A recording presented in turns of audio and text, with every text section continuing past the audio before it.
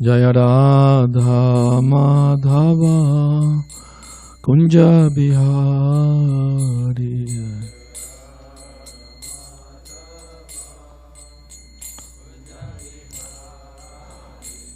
Jaya Radha Madhava Kunja Bihari.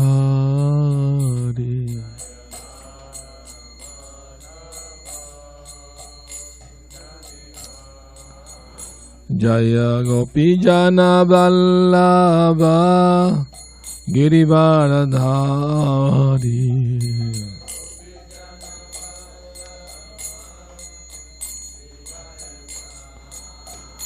Jaya Gopi Jana Vallabha Girivaradhari.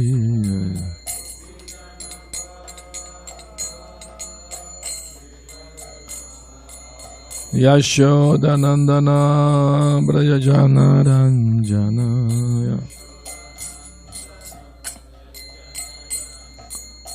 Yashodanandana Brajajana Ranjana.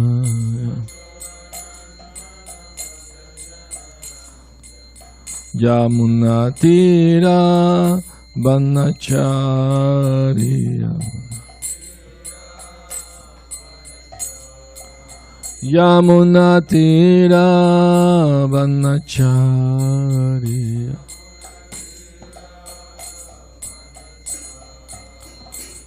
Jaya Radha Madhava Kunja Bihari.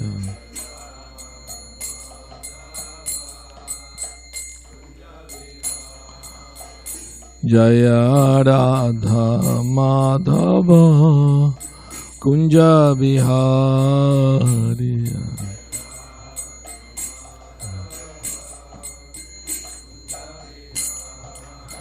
Jaya Gopi Jana Vallabha Girivaradhari.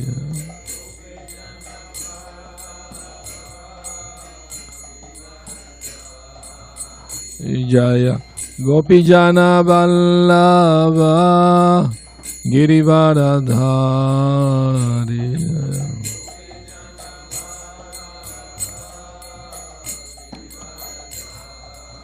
Yashodanandana Brajajana Ranjana.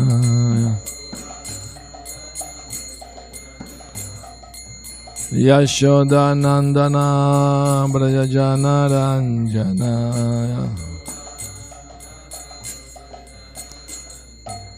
Yamunatira Vanacharya. Yamunatira Vanacharya. Jaya Radha Madhava Kunja Bihari.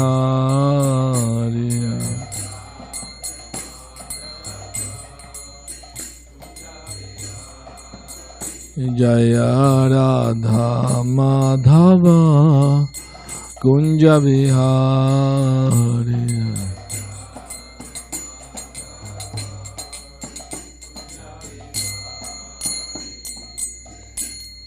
Gaura Premanande, Srila Prabhupada ki jai. Narayanam namaskritya Naram chaiva narottamam Devim Saraswatim Vyasam Tato Jayamudiraye Nasta Prayesha Bhadreshu Nityam Bhagavata Sevaya Bhagavati Uttama Shloke Bhaktir Bhavati Naishtiki Om Namo Bhagavate Vasudevaya Om Namo Bhagavate Vasudevaya Om Namo Bhagavate Vasudevaya.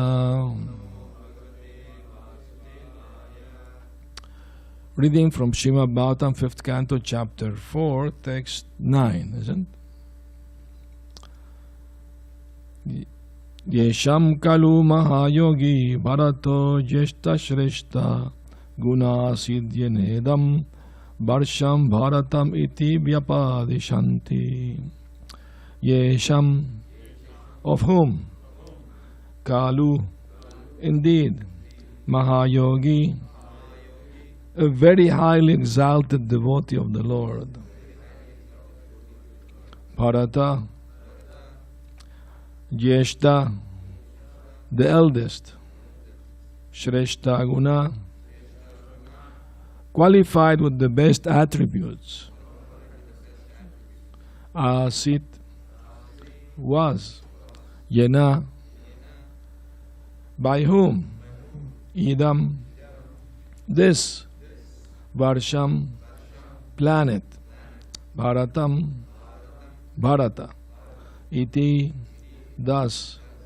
Vyapadishanti, people call. Translation. Of Rsabhadeva's 100 sons, the eldest, named Bharat, was a great exalted devotee, qualified with the best attributes. In his honor, this planet has become known as Bharata-varsa. Purport.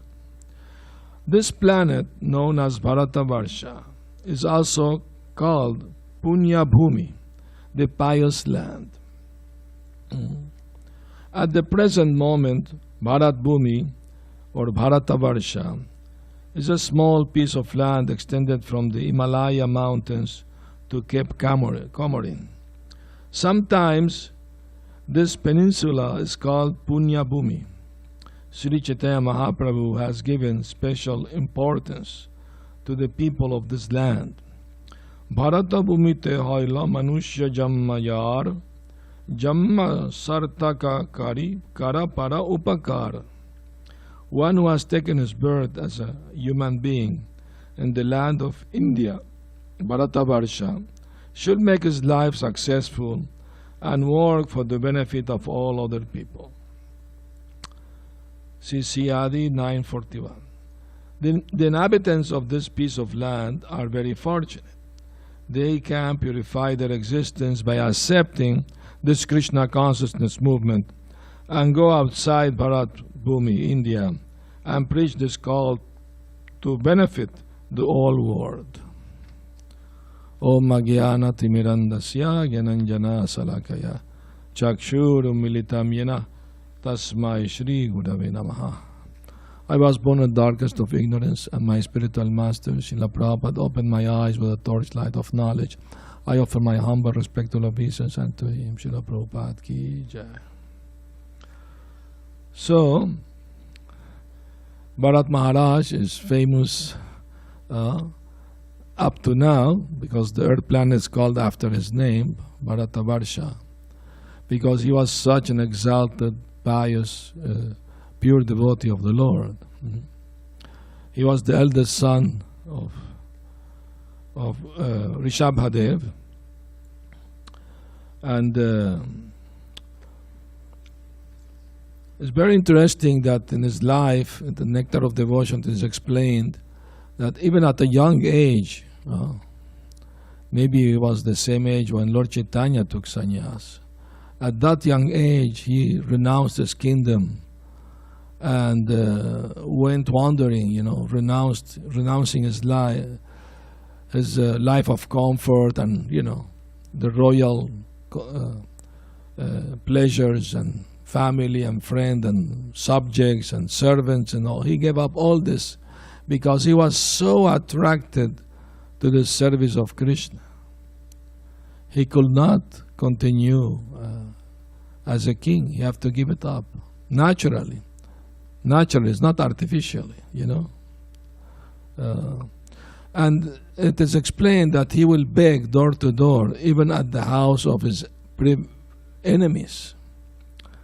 Kings have enemies everywhere, naturally.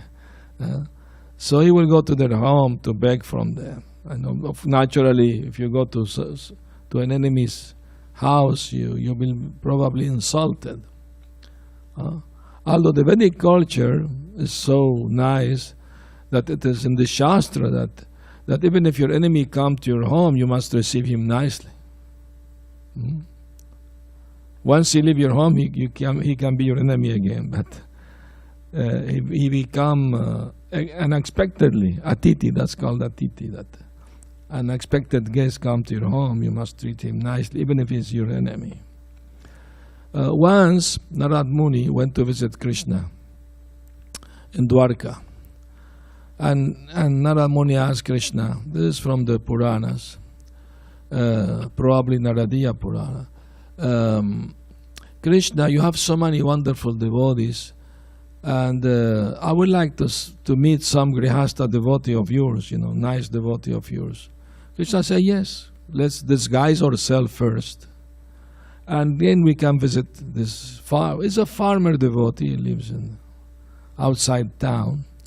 All right, so they disguised themselves so not to be recognized, and they went to that devotee's house. When they arrived, the sun was almost setting, and the devotee was still finishing work in the land, and he was chanting loudly, Jai Govinda, Jai Gopal, like that. He was chanting the holy names of Krishna.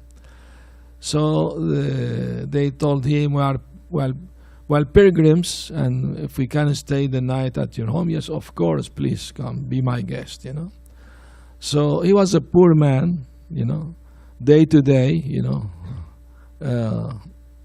from hand to mouth, whatever Krishna gave him that day. So his wife already made dinner for him and for their 2 children. They have two children, 2 boys. So he gave his own meal to Narad Muni and Krishna. They served him, of course, separate plates, and they were very happy. And so they took the meal, and he came back. He said, "Do you want more?" "Oh yes, we are very hungry. Please, if you have more." So he went to his wife. "Dear wife, can you give your prasad to my guest?" "Oh yes, of course, dear husband. Take it." So he served them more prasad. And when they finished, he came asking them again, "Would you like more?" "Oh yeah, please, we are very hungry." So he went to his children. "Dear children, are you willing to sacrifice your dinner tonight for..." And Krishna and Narad Muni were overhearing what they were saying. They were like, wanted to know what this conversation was going on. So they overheard the children saying, "Our dear father, we are more than happy to please Krishna by offering to your guest our own meal, because we know that Krishna is in the heart of every living entity, and if we serve his devotees, he will bless us. So for one night, no dinner, what's the big deal? So please take it. We are happily offering this to your guest, So when Narad Muni heard that, they said, "Wow, what an amazing family, And so they passed the night there, and they hear the family together, chanting the glories of the Lord together, and in a very happy mood, worshiping the Lord, doing puja, and like that. Next day morning, at sunrise, they saw the devotee working the land again. He was a farmer. And they had to leave, so they asked his permission to leave.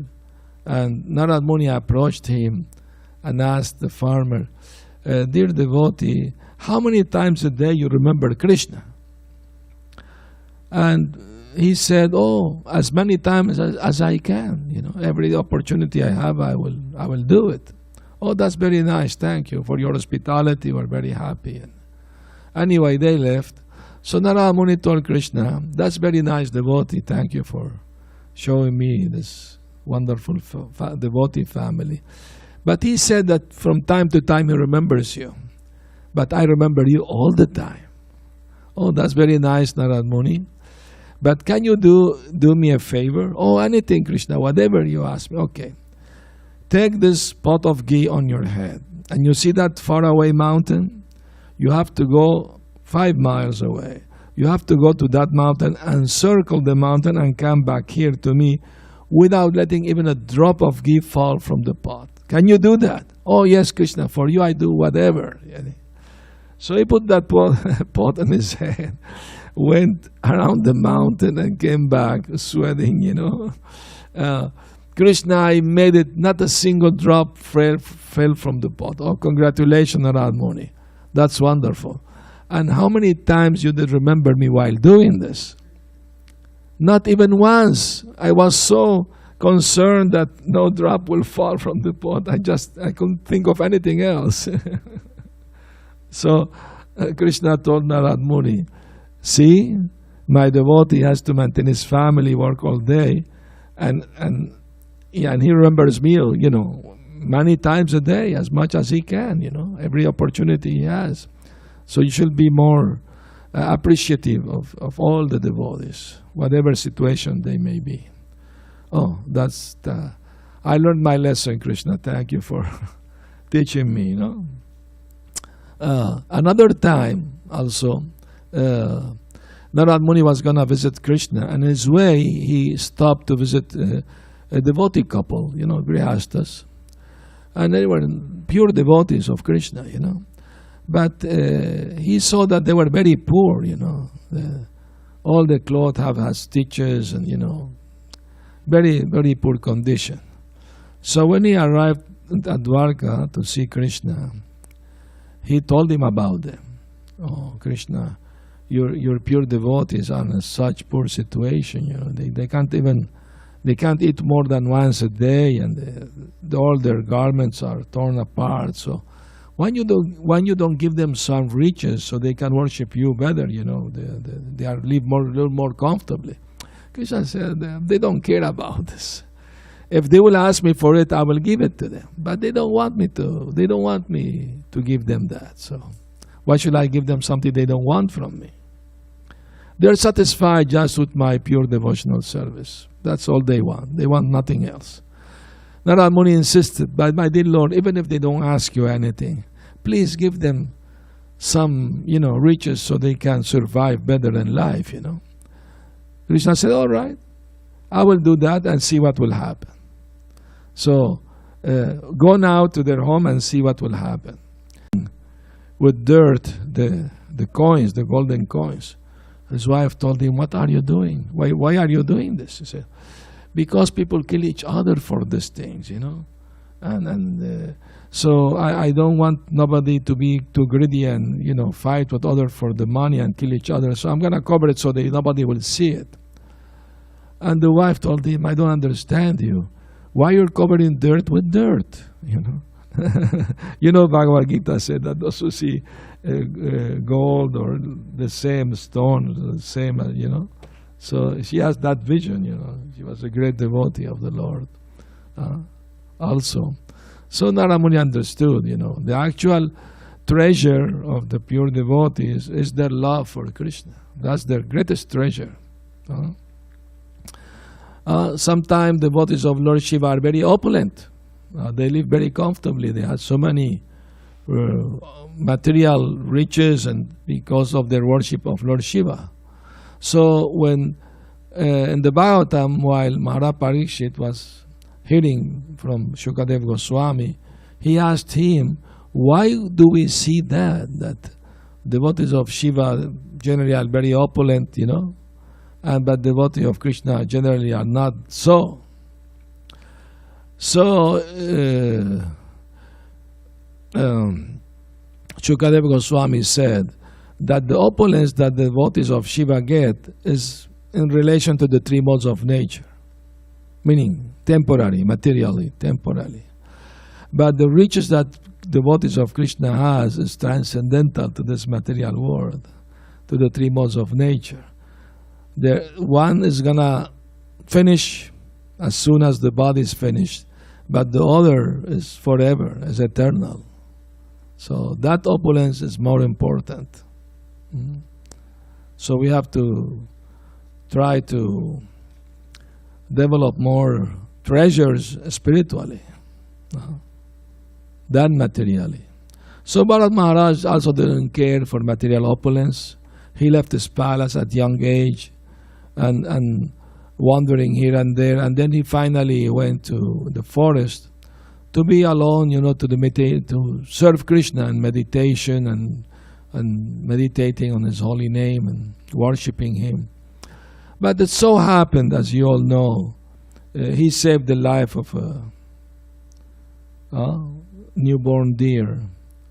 His mother was afraid, running from a tiger that was chasing after her, and she jumped in the river and she delivered the baby in the river. The mother drowned, but the small deer, he survived. So being very kind and compassionate devotee, he jumped in the river and saved the life of a small deer, and take care of him, and his wounds and everything. So naturally the small deer became very attached to him. And he also developed some attachment to the deer, because it's very cute and small and, defenseless. So naturally the instinct of humans is to protect those who are the defenseless, generally speaking. Nowadays it's not like that, Mothers, they are killing their babies even before they are born, That's very cruel thing, Very horrible thing. Remember the pastime of Mother Uttara. She had Maharaj Parikshit in her womb. And she felt a miscarriage because Ashvatthama was throwing the Brahmastra to kill the baby. And she said to Krishna, "Dear Krishna, please protect my unborn child. Doesn't matter if I die, but not the child." So that's the mentality, that it shall be.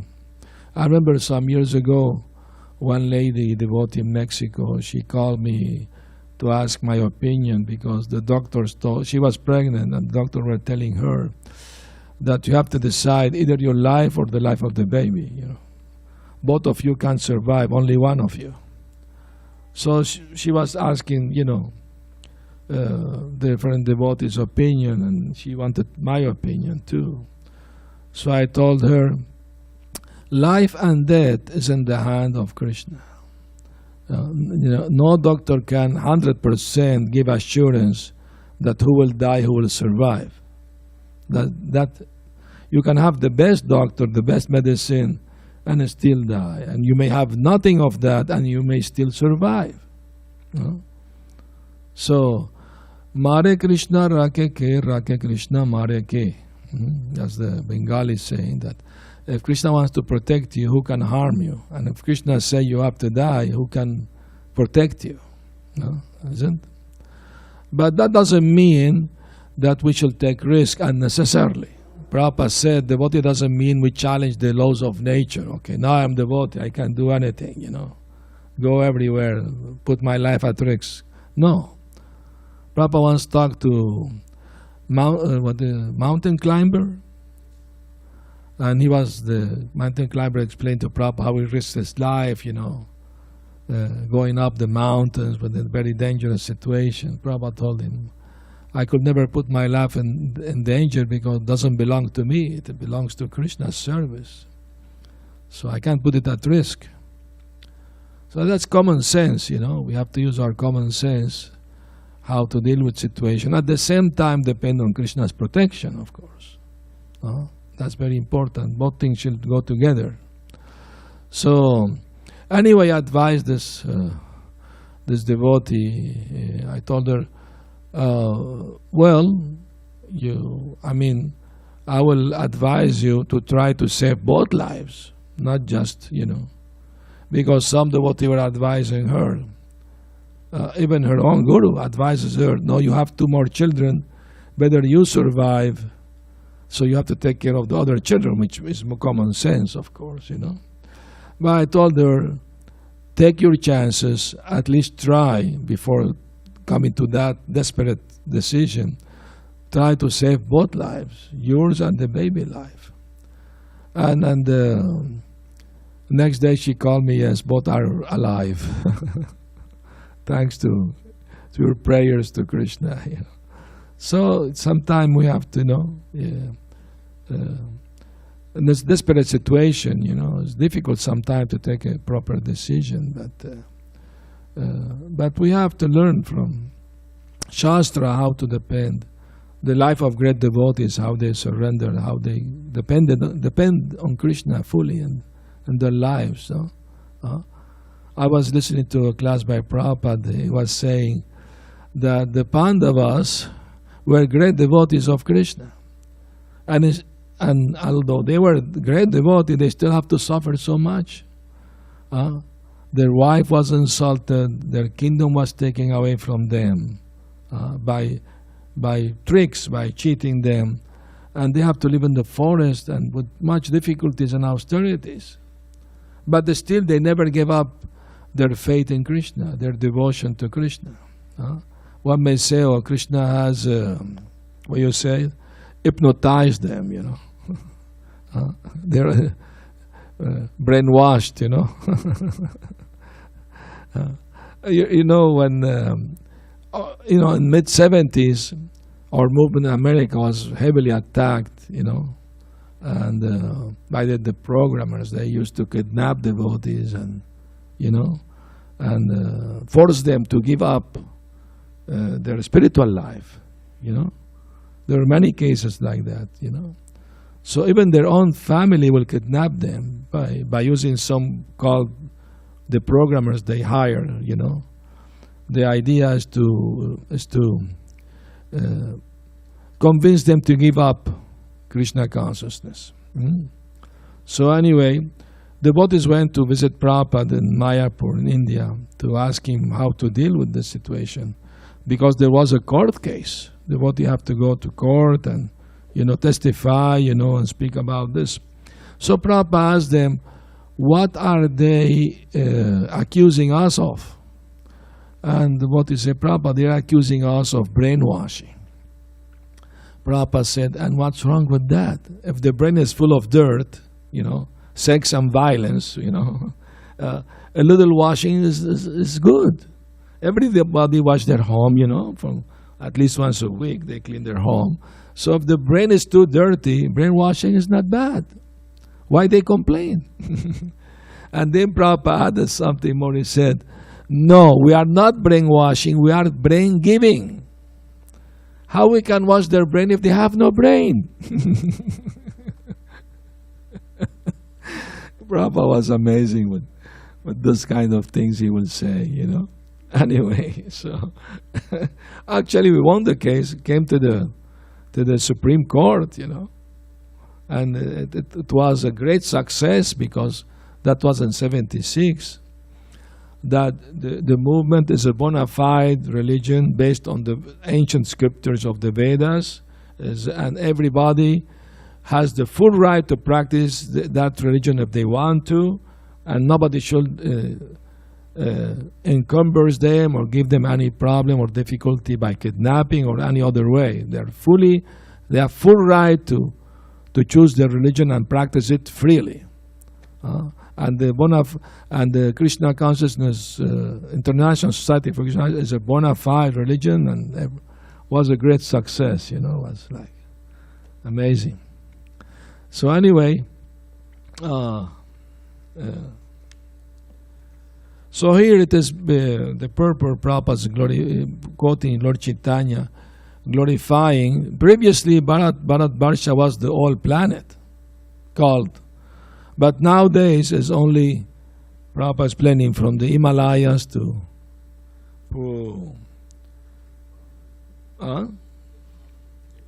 Cape Comorin.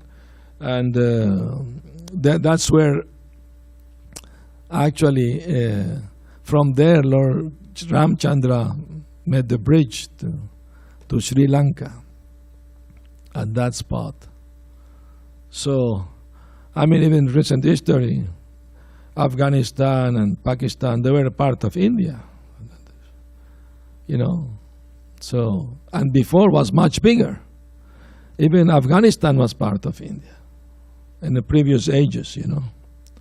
Because Gandhari, you know, the wife of Dhritarashtra, the blind king, she came from Gandhara.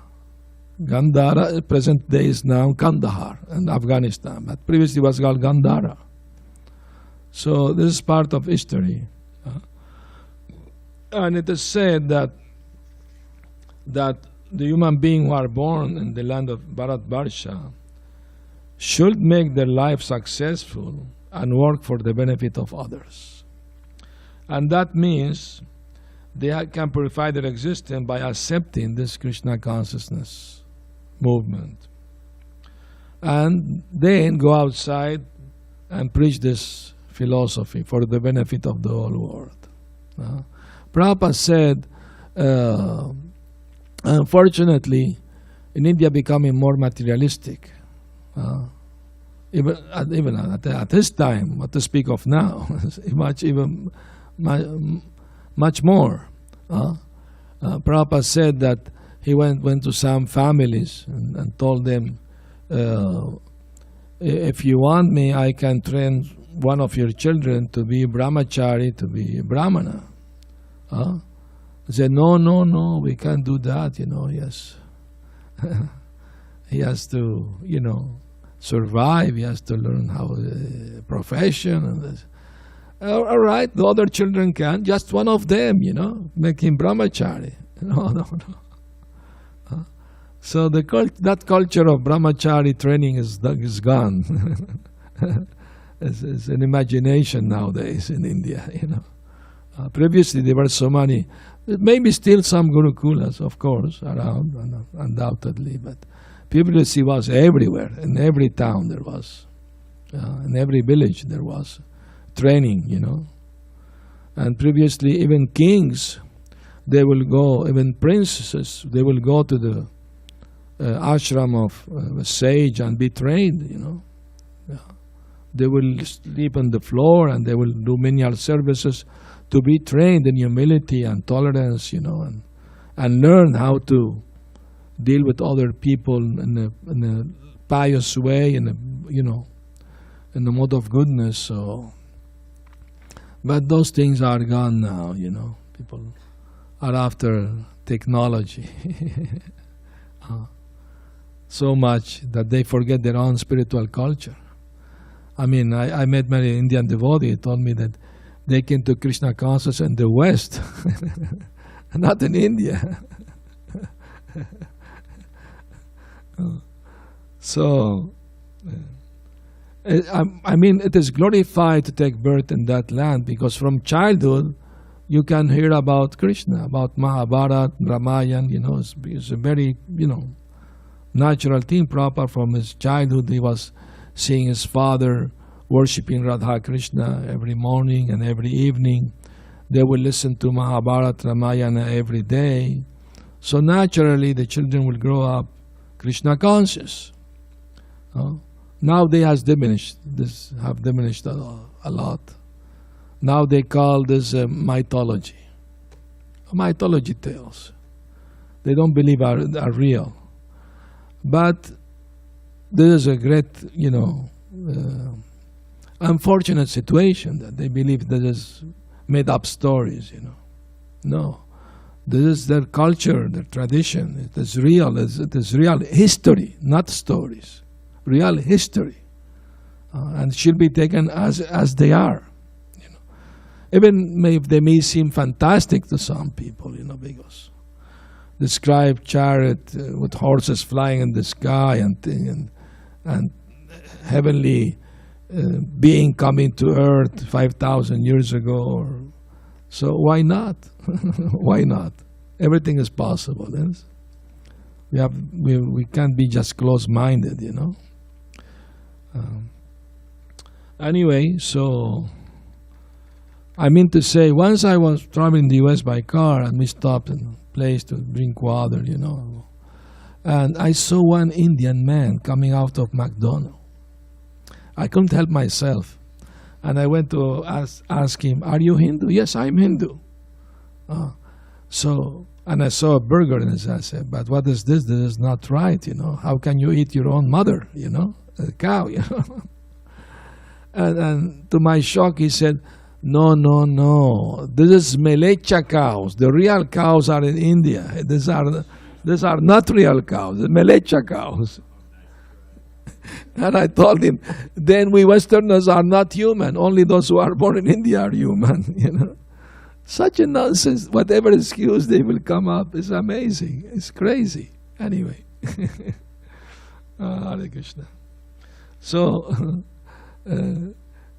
I mean, the first time I went to India, very naively, I saw one Brahmana because I saw a sacred thread on his body, and he was eating fish.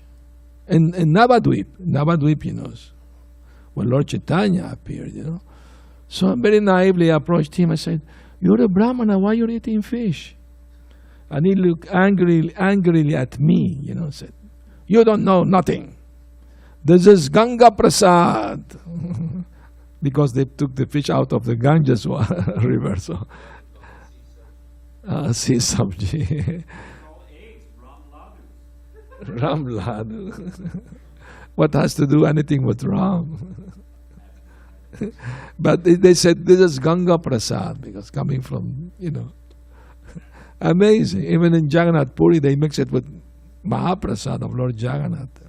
When Prabhupada first time went to Jagannath Puri, he stayed at his uncle's home, you know, and they ate fish, you know, and they were Vaishnavas, supposedly. Prabhupada will not eat there. They have to buy new pots to cook just for him, you know, vegetarian, of course. But I mean to say it's difficult, you know, situation. But even if you take a train or fly in India, they always ask you, veg or non-veg? No? At least there are two options. Anyway. So, I remember when I joined the movement in South America, we had a very fanatic temple president. He said, from now on, brahmacharis can't eat sweet at all. No Sunday feast, no festival, nothing. No sweets for brahmacharis.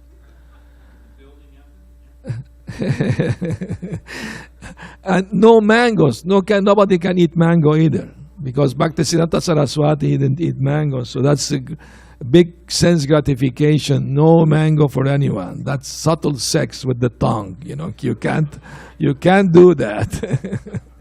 That's crazy, you know.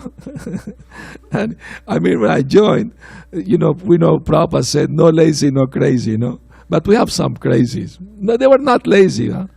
There was one devotee, we'll call him the square japa man. Because he will make a square while walking, chanting japa, but walking backward.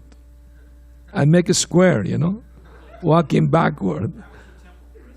He became later the temple president. I mean, he became sane.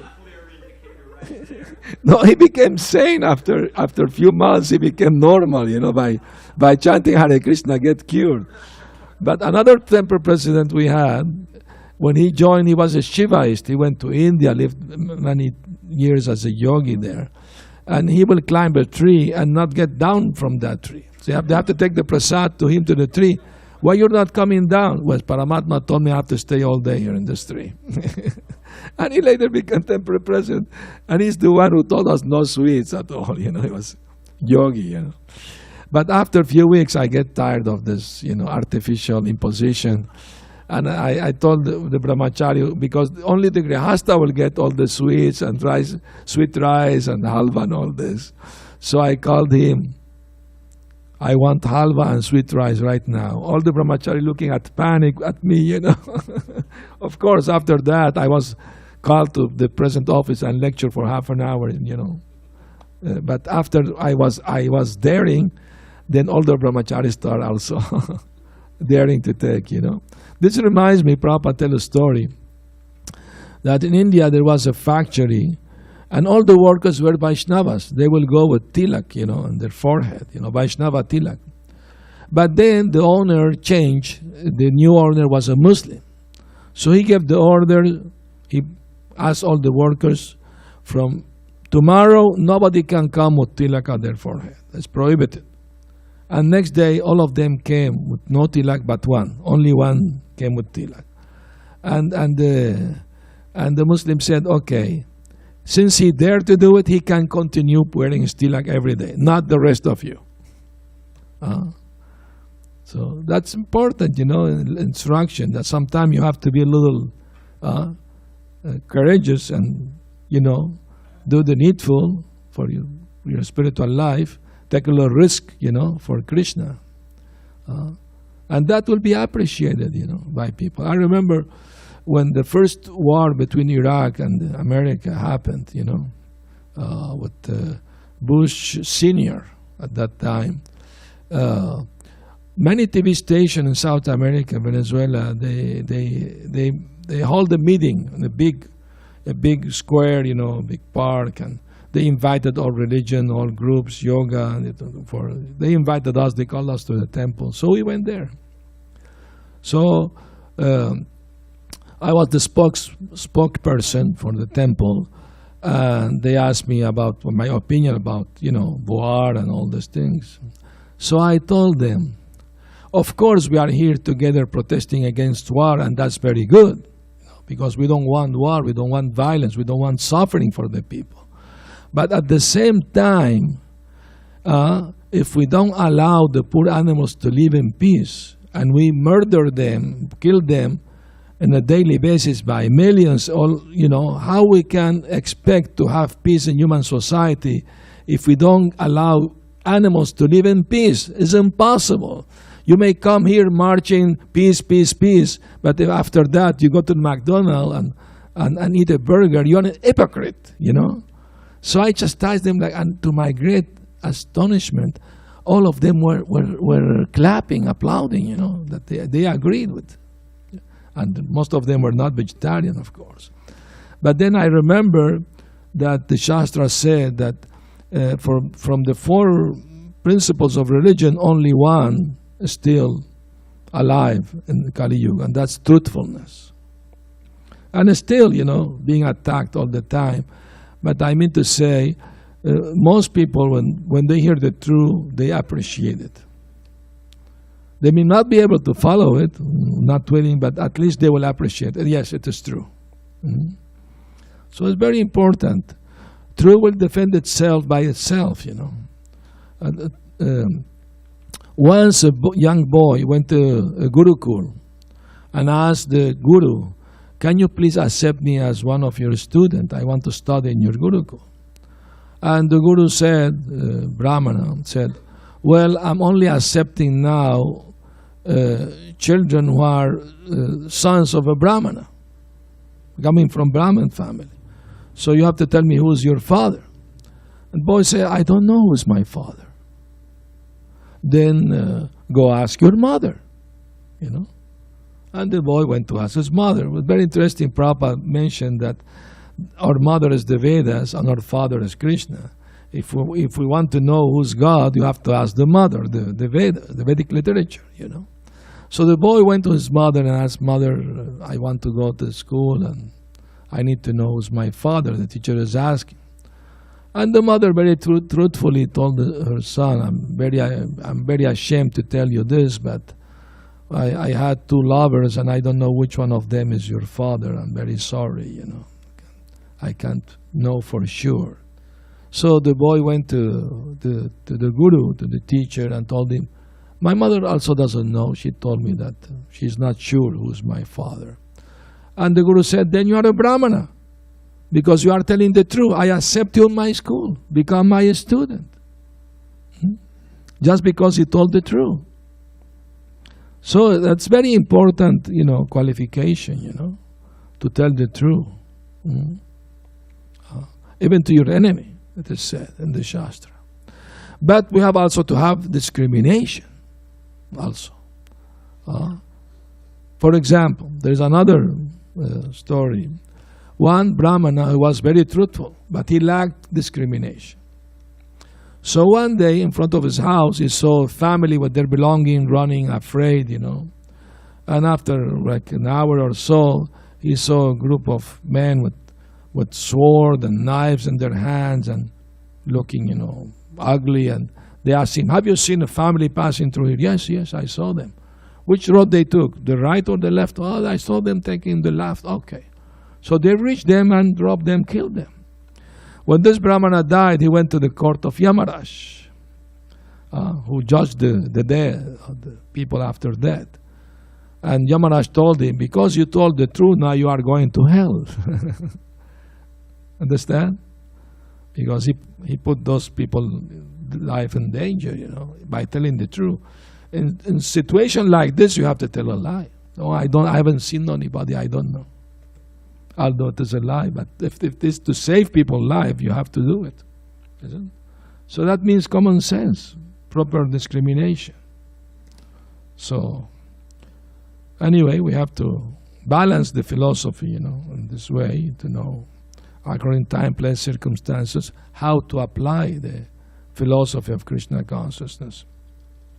So anyway, the end of what happened with Bharat Maharaj, he died thinking of the small deer, and he had to be born as a deer.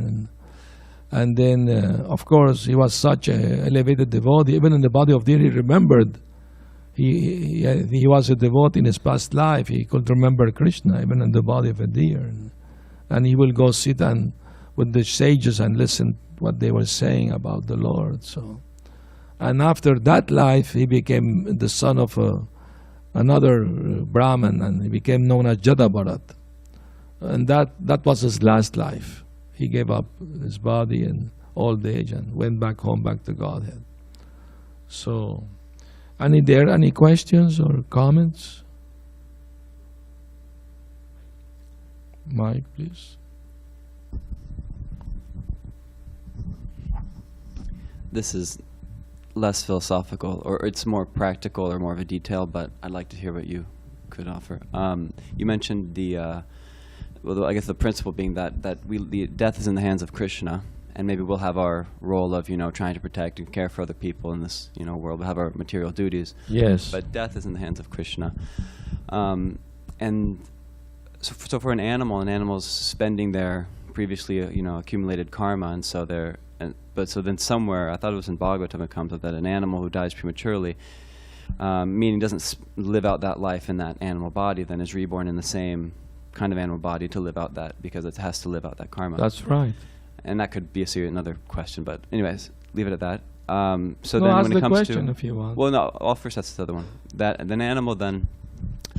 I was with a devotee one time who came across a mouse that was caught in a mousetrap and was just really ruined. The body is ruined, is like suffering, going to die surely, just a matter of how long, to suffer. Yeah. And so this devotee said that, that's wrong, by the way. Yeah. So the devotee said, well, geez, we're just going to, and so the devotee, took the mouse dying and killed it, with the rock, something like that. Said I can't stand us to see, I was going to kill it with the rock instead. Horrible. And so I could appreciate, okay, if you do come across an animal dying, something that's suffering, you've come across some animal that's certainly going to, on its, way, it's just a matter of how long it will suffer until it finally leaves the body. Then at that point, they call it merciful killing. So it's still killing. Mm-hmm. So at that point, you would say the same thing would apply. The animal's going to die in 5 minutes, and said you end it 5 minutes early with the rationale of reducing its pain or its If you want to be involved in that karma, go ahead. Okay. You get some karma for sure. Because with cows, I know. Just let me please, Maharaj, speak. Please hand me the mic. Just for point of reference, I'm thinking of when Narada Muni met the hunter Magrari. I also thought of that. And the animals were half dead. Yeah. And he said, you should kill them completely. Don't leave them suffering. Yeah. Now, I guess the hunter has the option of half killing or killing, so it was on the head of the car. But I'm not so sure that, if an animal is dying there, you just walk away and say tough luck. I'm not so, well, that's your karma. I don't want to get implicated. I'm not so sure about me that. either. I'm not so sure either. Is a higher reference. Yeah, that's true. I agree with you. I mean, that's true. I was also thinking of mentioning the half killing of the Mrigari hunter, and what Narad Muni told him. It's more sinful to leave them, suffering until they die slowly than killing immediately them is less, or sinful. Both, either way, are sinful for sure. But I mean to say, if you are put in that situation, then you have to use your own judgment, you know. Yeah. I can refer that. Someone remind Hare Krishna. Maharaj, Hold on. One moment, please. One moment, please. You will be allowed to speak. Someone reminds me. I can send it out to the GBC and get some answers. Please do. Please do. Because I'm not sure it's black and white. Okay. It will be nice to know what the. Reminds me. Yeah, I will remind you. I will say. Somebody will come out and say, oh, and such a Purana is this, and there was this. Okay. Good. Good. Great. Great. Thank you. Hare Krishna. So I guess where I was going with that question further was that, see, for me, I was thinking that that would just be acceptable, that the animal, you come across an animal, somebody already, practically, partially killed, basically Yeah. killed the animal, and then you just end the suffering more quickly. I thought that sounds reasonable enough. Unless you can save his Now- life, Yeah. that will be even better. If Right. there is chance, of course. If Right. you, I mean to say. And then in the ISKCON cow protection, they have this whole book, and somewhere in there it comes to the topic of euthanasia, and it comes up that even if a cow is dying of sickness, then they say don't They sentimentally don't end or her whatever, life. end the life. They live. Sooner. They let it die. Yeah. Natural. Yeah. Of course, some ISKCON projects have done the opposite, and they said that they couldn't just conceive of keep letting the cow. Yeah, I understand. suffering like Understand that. what you're saying. Yeah, it's nice to know. To investigate more of the subject. I wouldn't kill it either. I wouldn't kill it either. Somebody's an old man. Hmm. I mean, we need to get some references, but, I'm an old devotee, I'm dying of cancer. You just put the pillow over me and Yeah, or just give me a shot, and my suffering. Yeah. See. But you get the karma. You get the karma if you help them doing that. You So- get the karma. So. a mouse dying in a trap, that's one thing. But a devotee dying of cancer, Just let him die naturally. So that's You actually can give where- him some painkiller, if he's suffering, but you don't kill him. You will get the reaction. Even Shamali, Jamuna's daughter was suffering like anything. yeah. And, but in the last few hours, she had been complete lucidity, was remembering Krishna, left her body with Indradyumna Swami chanting on the phone, her spiritual master. The whole thing was So far out. yeah, so we have to give them the chance to die Krishna conscious naturally, because if we do that, then we are implicated in the karma. Even if the person is asking you to help me die, you will be implicated in the karma of helping him to die. It will be considered some kind of murder. Maybe not the full thing like a normal murder, but it's a kind of murder. I will say yes. Please give him the knife. Please give him the mouse.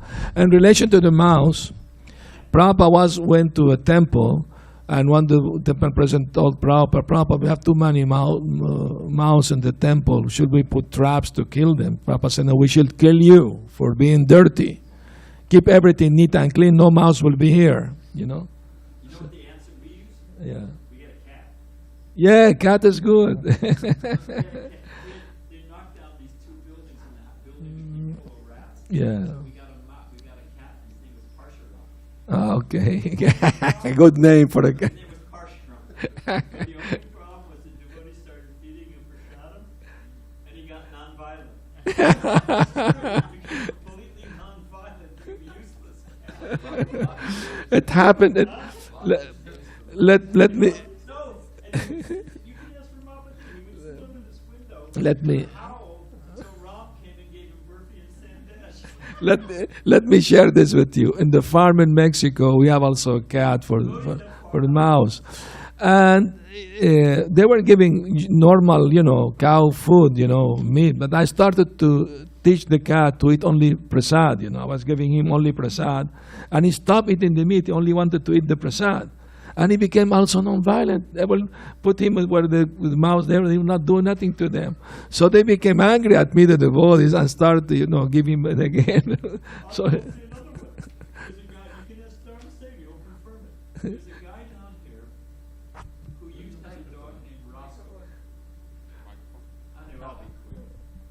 explainably, we had with the listener, they can the listen. power of prasadam. You can ask Dharma Setu.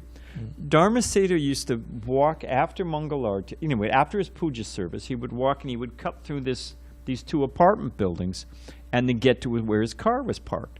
And there was this dog, Roscoe. He was a big dog. And he used to somehow to jump on top of his dog house or something.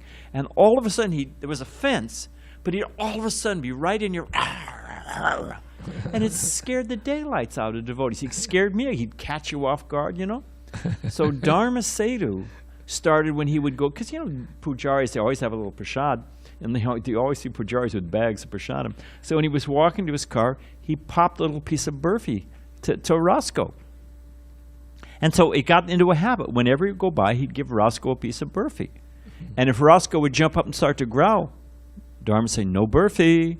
And he'd, he got complete.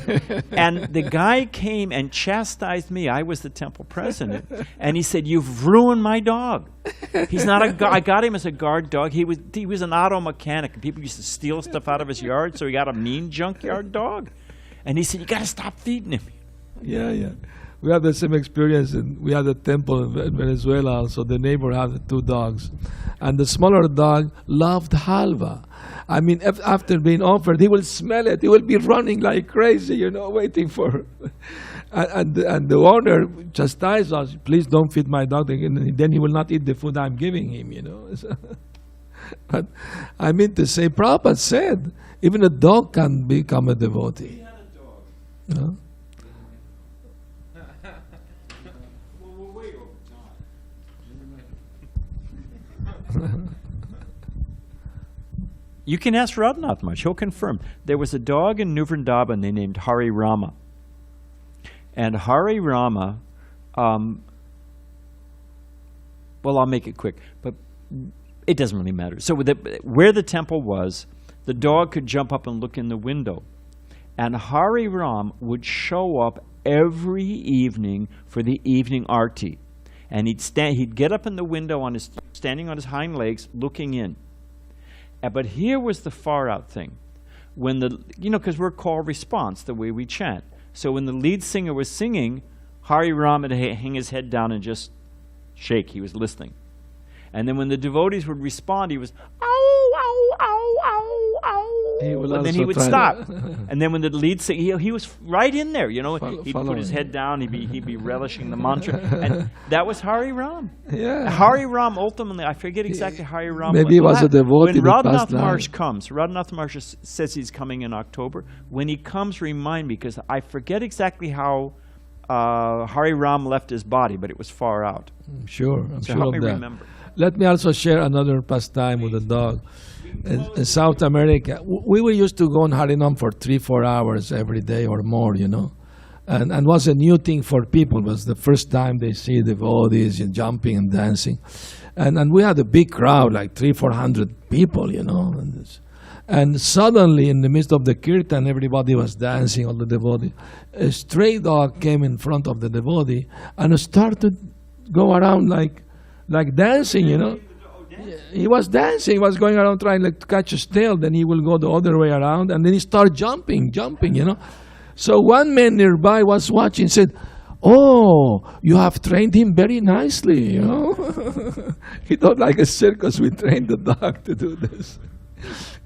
And we gave the dog some simple wonderful, and he came coming every time we would come do Harinam. Do said it same dancing. Yeah. Anyway, thank you so much, Maharaj, for wonderful stories. Srila Prabhupada ki jai. Gaur Premanandi Haribo. Hare Krishna Maharaj, I think Dhanavali Mataji has some question.